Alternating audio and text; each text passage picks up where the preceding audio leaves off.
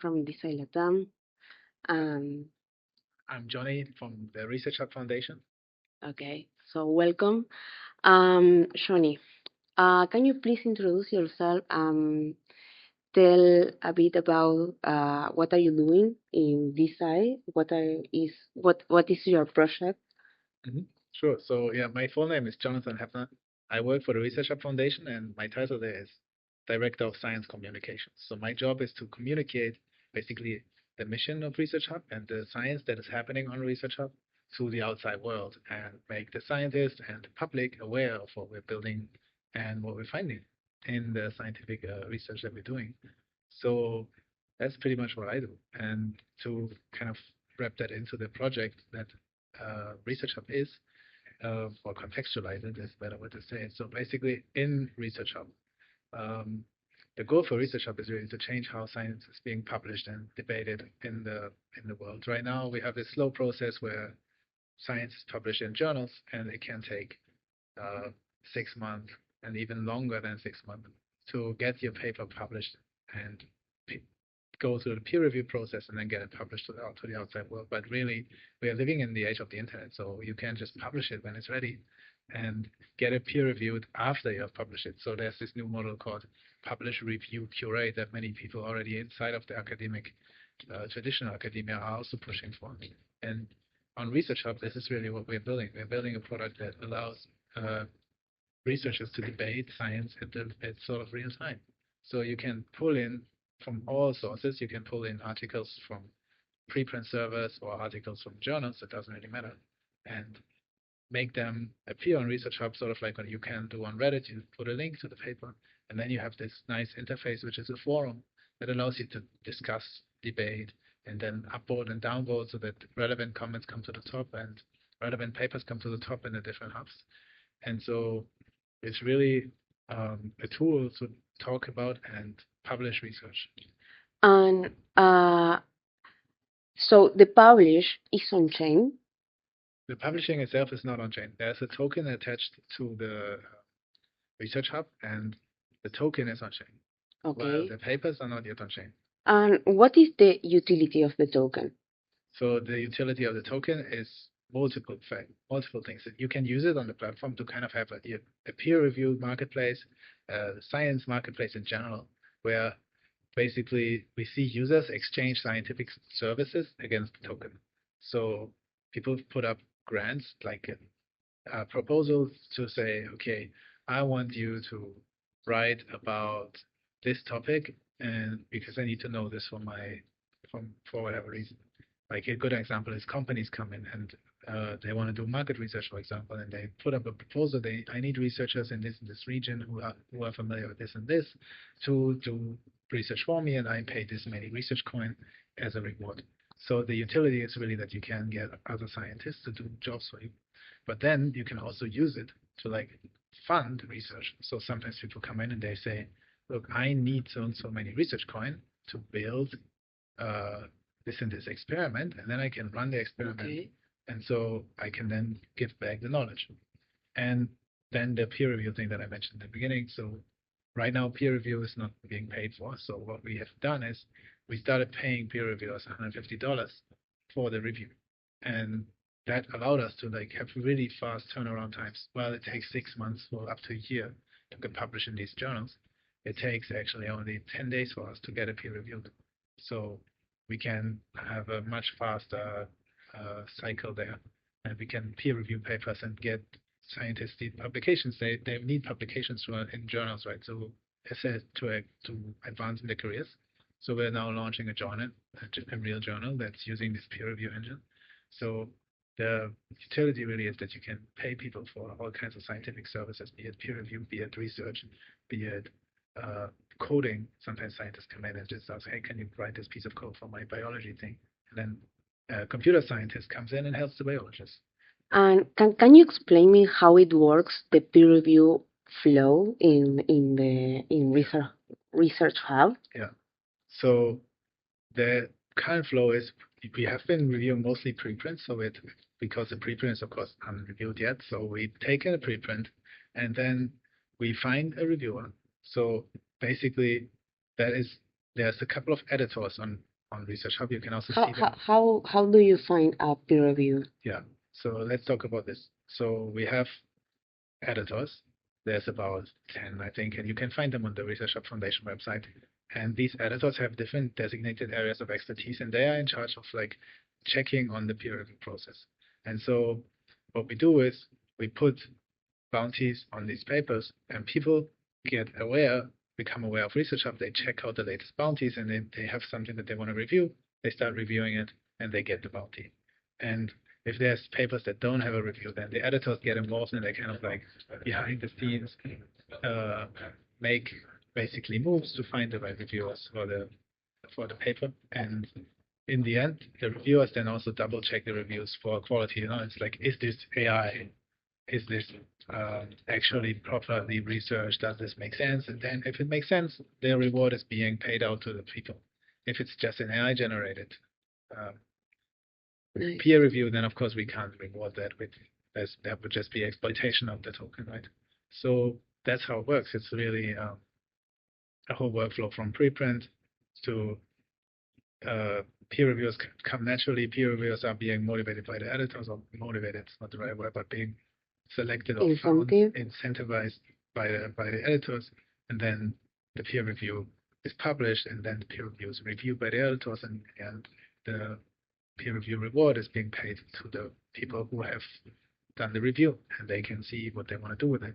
Either they check it out for $1, or they leave it on the platform and use it for future research when they have questions, when they want to find something out, or like collect until they can find the study. And how does it work, the bounties? Yeah. For example, if a scientist wants to join to be a peer reviewer. Yeah. How do we select if they can be a peer reviewer or not?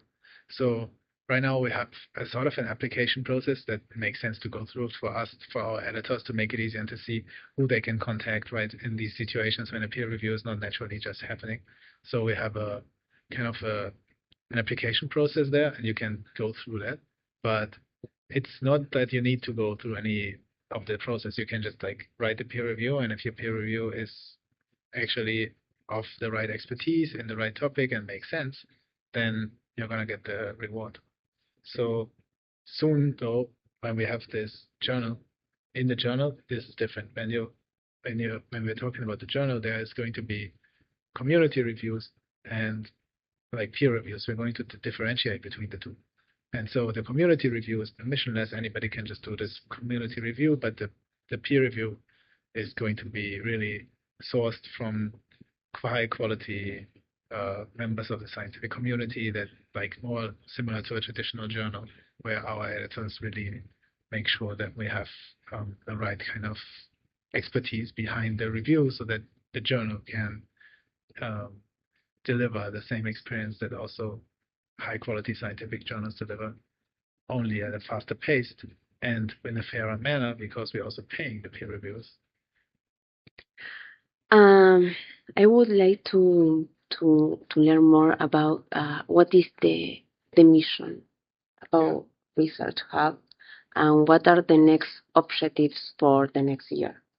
So the mission really is to accelerate the pace of scientific research, right? So to make it easier and faster to just like get out these papers and discuss the papers, and also get the money to run the next experiment.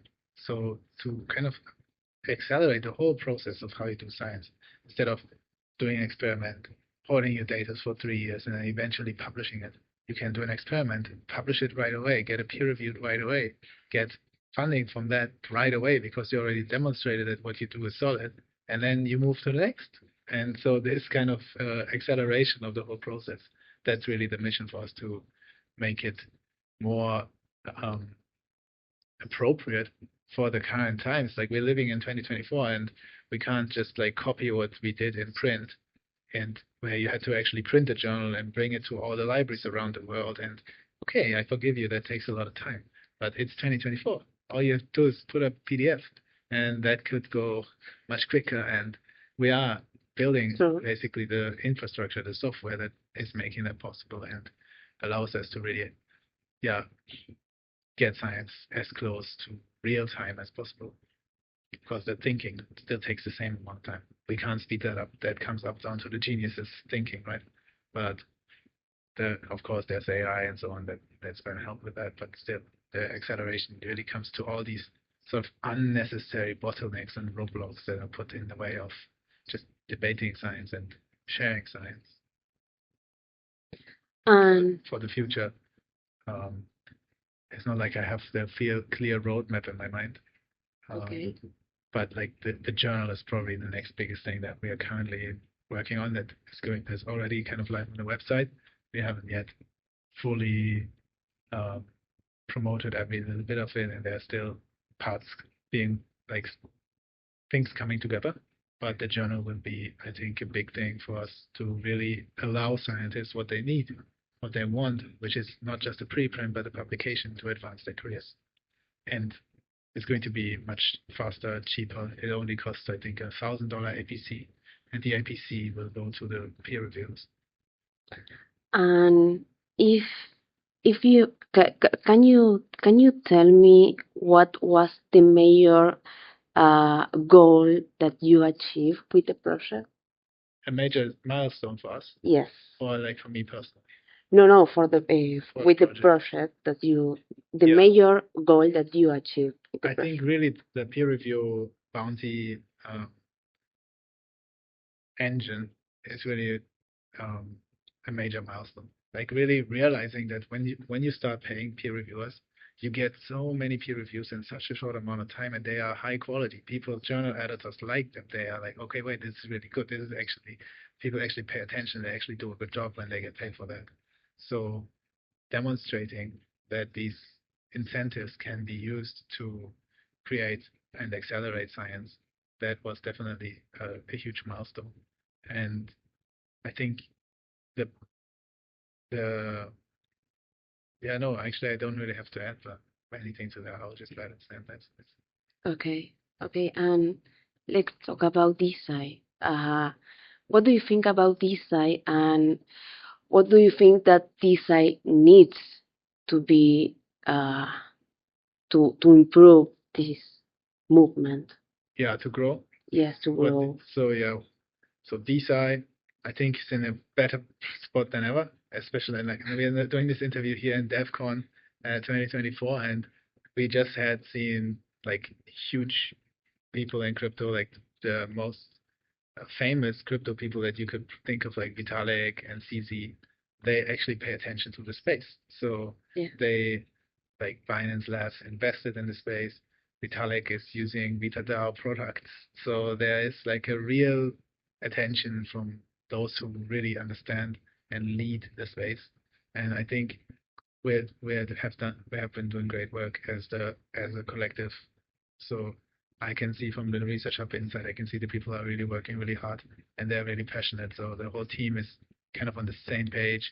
Not everyone is alike, then that's how we build a product, because we have multiple facets, but we all really want to build the same thing. We want to build a platform that allows us to accelerate science and allows us to come to more reproducible science.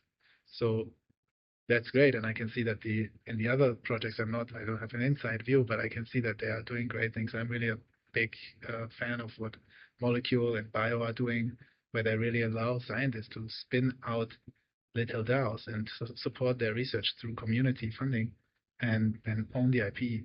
And I think that's a big new development that will really shake up how R&D will be done in the next maybe 100 years. I don't know how long that run will last, but I can really see that it's going to impact what scientific funding looks like. And so I'm really happy with the space, and I think what we really need to do is just continue what we have been doing. We don't really need to do much more. Like, we can continue, focus on the mission, heads down, build it, and make things possible that previously weren't possible.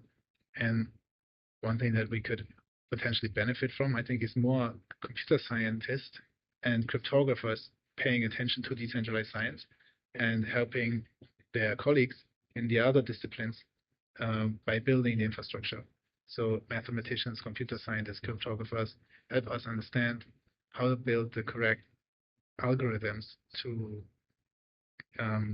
build a trustless scientific system where we can just read the information and know whether it's reproducible or not, without having to trust a centralized authority that's putting their stamp, their branding on it, and that they can fool us and they can become dogmatic. So we need some of the smartest minds to really design a better system that is censorship resistant, transparent, and trustless. And I think for that we could still need more uh, technical, mathematical builders. We have a lot of scientists from different regions, but these kind of um, computer scientists, I think, would be really helpful.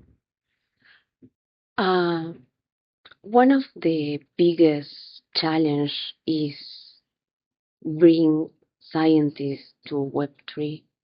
Mm-hmm. So, how Research Hub is facing Yeah, this challenge? that is true. That is a real challenge. So scientists, a lot of scientists tell, not a lot, but some tell me crypto is the reddest of red flags, you know. So they don't see that as an, like, even as they don't want to engage with it. So what we what we do is we just basically offer them a way to make money from this and show them that it's real. And through the experience that it's real, they become familiarized with it and they start using it and they reduce their hesitation. And I believe that every user that we have onboarded is potentially converting a few more by telling his colleagues and be like, look, I made some research coin 3 months ago, and now CZ and Vitalik showed their faces, and you know what I mean? Like my $150 peer review is now actually worth much more because the token price increased. And I think eventually that kind of the dynamic that crypto just has will just convince a lot of people that they should also start peer reviewing and collect some of these coins. And it's really good about crypto in general that it really rewards the early adopters a lot.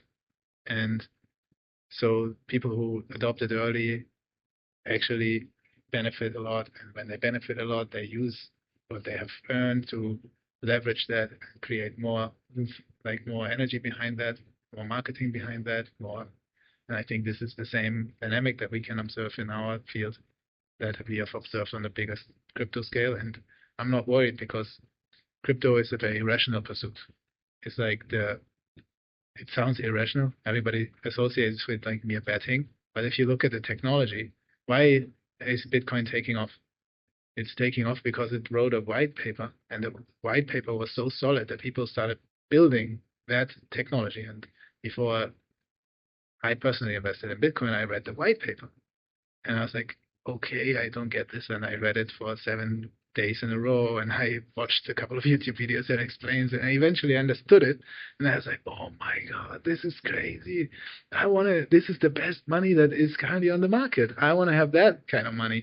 And so I bought it, and just like a tiny amounts because I was still a student. I had no money. I was just playing with it. But the point was, I understood its value proposition, and it wasn't a sale. It was just a rational argument.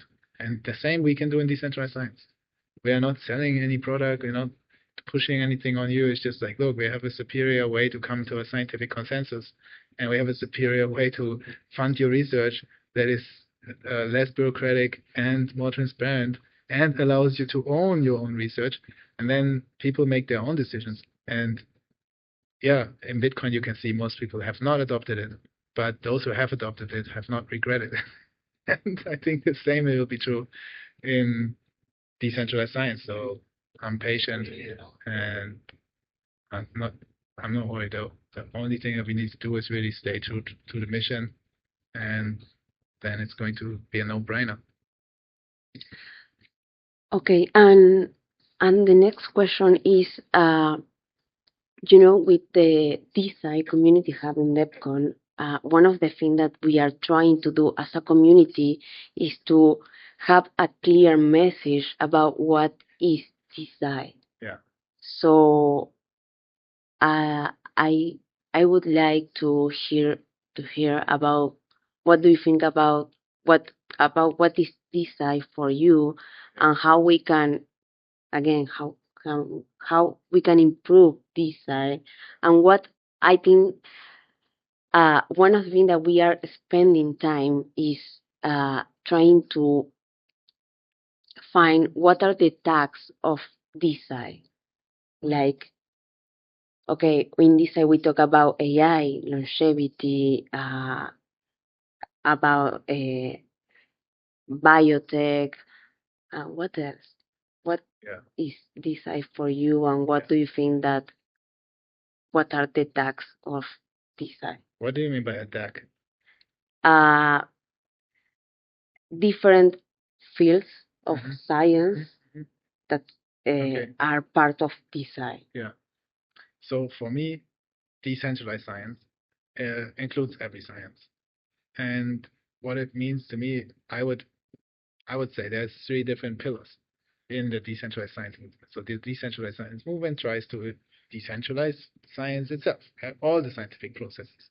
And the main ones are scientific publishing, where we are basically trying to take out the middleman, which is basically the publishing organization that doesn't follow scientific interest but follows financial interest. So why don't we have a peer-to-peer publishing system where we have peer-to-peer peer review instead of having a middleman in between that can censor the conversation or that can drive publications like in a predatory direction rather than just focus on the science. Then we have scientific funding. In scientific funding, we have government agencies and private companies fund a lot of research, but again, we can put this more in the hands of the people who need the research, fund the research itself. So that's one of the three pillars, and then the third one is decentralized technologies. Just decentralized data storage, decentralized compute, decentralize basically the infrastructure that but the infrastructure of scientific tools. Mostly this is compute because the computer is now the most valuable tool to, like it has always been very mathematical pursuit science, right? So computation was always a really important thing. And early on, the first computers were put in universities and they were actually invented from the people needing them, you know. So from the physics focus and mathematics focus, discourse, computer science emerged out of mathematics in some sense. And so that's still the truth that we can build these things and we can decentralize some of this. I'm not even sure because my computer science background is maybe only 80%, not 100%. I'm a philosopher and a psychologist. And so the model of the mind is, of course, also computational. But it's not like I understand the latest quantum computers and how far they could be decentralized. I don't understand that. But the point is data storage can be decentralized and it's about data ownership. Like if you have the data in a centralized storage unit, then that means the person who is owning the storage unit can tamper with the data. And if we decentralize it, everybody has a copy. So if somebody changes the copy, they know that it's not the right copy. And so this is important. I would like to ask you, what do you think about IP NFTs? IP NFTs are, I think, a very interesting use case for decentralized science. So it's one of the pillars in decentralized funding. It's really driven by decentralized intellectual property or IP NFTs. So you can take the intellectual property and you put it into an NFT, and then the NFT is on chain, and that on chain NFT represents a legal contract, and that allows you to trade this asset at the pace of like internet trade instead of at very slow. Like, have you ever traded IP? No, but I have. Now you can buy a token Uniswap in like a few. You know, it's very easy, and it allows the average person to be part of the research process and invest in intellectual property. Yes, but at the same time, I I consider that I'm not sure about this, but in, for example, in my country, IPNFTs are not legal. So, But that's a challenge that I don't know how to solve. Like I don't know how to change the legal system. I would then just focus on where they are legal. And I don't know if you in your country the legal system will crack down on people who hold a beta token because they have IP NFTs. But I from what I'm seeing is that the the legal contract that is inside the IP NFT is actually a traditional legal contract. It's like a normal contract that is just attached to the NFT, and you're just now trading the underlying actual contract that still does exist. And to me, it's a great tool. It has already demonstrated its value because it can really, like, as long as people understand and that they're investing in the underlying asset, they all together agree that they want to develop this asset, they want to develop this IP, whether it exists really on chain or whether it requires a legal contract that is legal in some country. Doesn't really matter as long as we can come together on the internet to then get the money to invest in developing the intellectual property and then own the intellectual property. It's all good. And okay. It has really shown itself to work. Like people can actually come together and own patents like HairDAO. HairDAO has basically HairDAO? HairDAO. Have you heard of them? Yes. Yeah, so it's a community of Actually, Nahuel, my co-founder, he bought the shampoo. Yeah, and exactly. he got the tokens. Exactly. Yeah. So yeah, the HairDAO community is a community of people suffering from hair loss, and then they get together, they fund the research into hair loss treatments with some of the leading researchers in the world on hair loss, and then they own the patents that come out of this as a DAO. So that's a perfect use case. And if now the legal contract that is actually holds the real research and the patent that is associated with what they have developed, if the patent is still on paper, it doesn't really matter because the people previously they couldn't get together and do this, and now they have a financial mechanism which is the token that allows them to do this, and it is attached to the value of the IP NFT. And as long as they all play the game in this way, it's actually working and it's actually driving innovation and it's actually helping people find cures to their diseases. So that's why I'm a big fan of what Molecule has been doing with the IP NFT and what Bio has been doing with like helping scientists spin out different DAOs to develop intellectual property in that metal. Are you planning to be a DAO?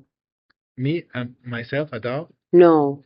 The ResearchHub Foundation is a DAO. It's a DAO. It is a DAO. It just doesn't have the name DAO in it. It's called Foundation. But the ResearchHub Foundation is a decentralized autonomous organization, yes. And how it works, the DAO? The DAO is like, we have a couple of, like, we have some governance inside, but then we put up proposals and we vote on these proposals with Research Coin. And the proposals are public. Anybody who is voting Research Coin can just go and snapshot and vote. And for the major important decisions, this is how we democratically, or I don't even know what kind of term that should be, because it's kind of decentralized and it's not the classic democracy that we know from politics. It's a different kind of democracy. But yeah, it's a decentralized autonomous organization that is run through token voting. Do you think that a community can be a delegate for the DAO and can make a proposals? They can, like, if you're active in a community, you can definitely do that. Like, you can come to the community calls, you can bring up topics, and if you gain support for this, then it will eventually turn into a proposal that we can vote on. Nice. Yeah. Maybe in the future, yeah, this island can be a delegate.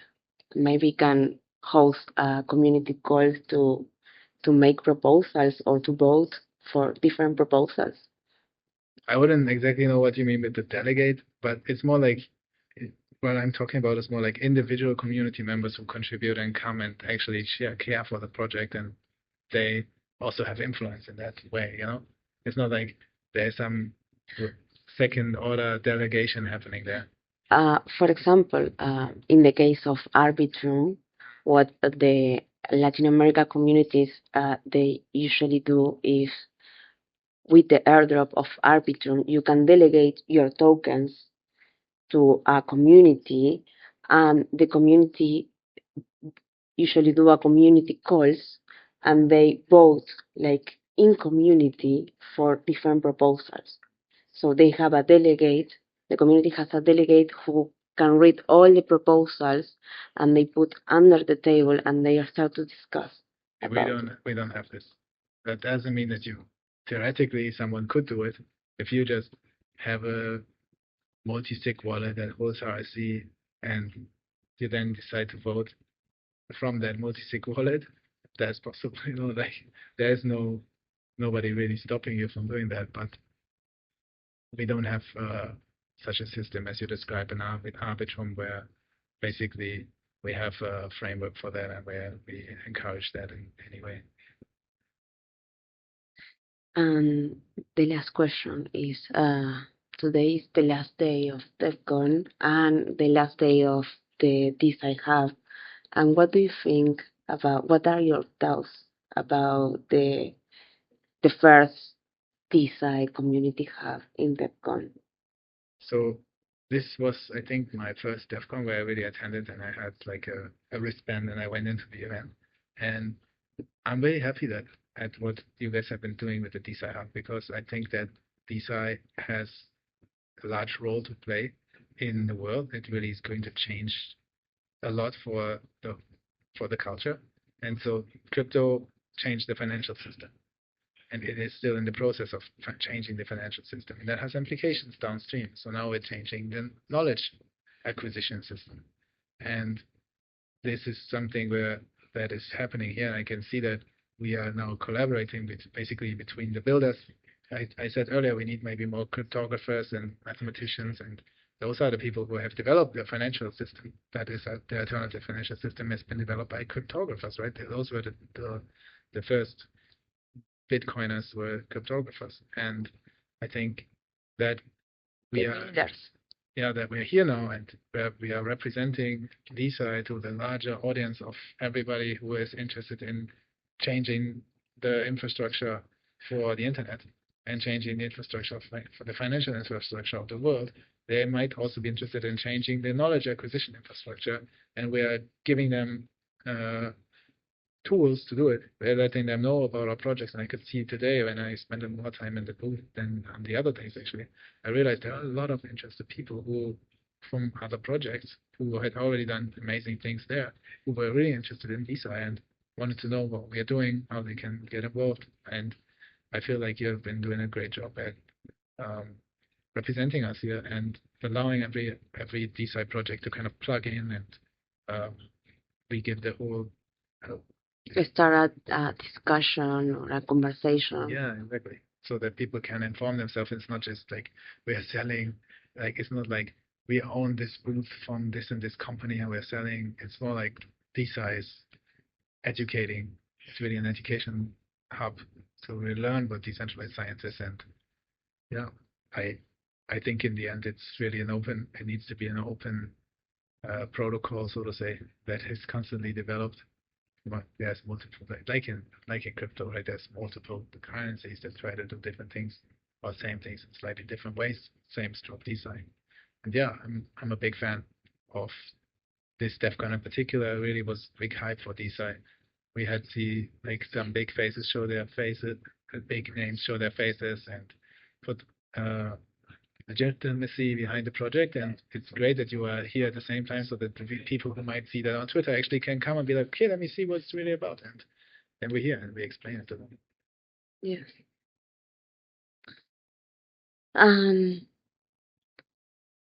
Do you have an alpha for this Latam? An alpha? Yes. Alpha the job. I don't really know. I cannot give any financial advice to you guys. No, it's not a financial advice. It's if you have a, I don't know, maybe a early new or something that you are working on in Research Hub. I don't have anything like that. Like I would encourage you guys come to check out PsyCon next week on the 20th. Check out that and see what Brian Armstrong, our CEO, will say there. Maybe there's some alpha in that. But I personally am in no position to give out any alpha, and I hope you guys forgive me for that. No, it's okay. Pay close attention to the Twitter. Pay close attention to Research Hub platform, and that will probably give you everything you need. And how we can find you on social media? Yeah, you can follow Research Hub on social media. So there's just research and then hub, just like GitHub, but in front you put research. And me personally, you can go and find @nact Johnny, and then you can follow me if that's what you find interesting. Thank you.